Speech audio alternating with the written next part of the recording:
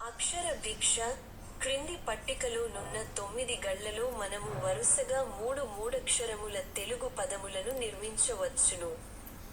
కాగా ఆ 3 పదముల చివరి 2 అక్షరములను మాత్రమే పట్టికలో ఇచ్చి మొదటి అక్షరమును ఖాళీగా ఉంచుట జరిగినది. ఖాళీలలో ఉండవలసిన ఆ మొదటి అక్షరములేమిటో పట్టికకు ఇరువైపులా ఉన్న తెలుగు మరియు ఇంగ్లీష్ పదముల ఆధారముల ద్వారా కనుగొని 2 నిముషములలోగా పూరించండి.